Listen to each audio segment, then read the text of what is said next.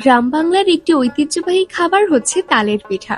আগের দিনে ভাদ্র মাস আসলে গ্রামের বাড়িগুলো তালের গন্ধে একদম ভরে যেত, যেটার প্রচলন বর্তমানে খুব কমই বলা যায়। আজকের ভিডিওতে আমার আম্মু কিভাবে তালের পিঠা বানায় সেটাই দেখাবো। আর আম্মু এই তালের পিঠা বানানো শিখেছে আমার নানুর কাছ থেকে। প্রথমেই তালের উপরে যে পাতলা খোসাটা আছে সেটাকে ছাড়িয়ে নিতে হবে। তালটা একদম পাকা হওয়ায় খুব সহজেই কিন্তু খোসা ছাড়ানো হয়ে গেছে। এরপর লাগবে কোরানো নারিকেল। এখানে পুরো একটা নারিকেলই ব্যবহার করা হয়েছে। এখন তালের ভিতরে সামান্য পানি নিয়ে এটাকে ভালো করে কচলে একটা ছাঁকনি দিয়ে ছেঁকে নিতে হবে, যাতে এটার ভিতরে কোনো আঁশ না থাকে। এরপর পিঠার মিশ্রণ তৈরি করে নেয়ার পালা। তালের ভিতরে প্রথমেই দেয়া হচ্ছে চালের গুঁড়া আর গুঁড়া দুধ।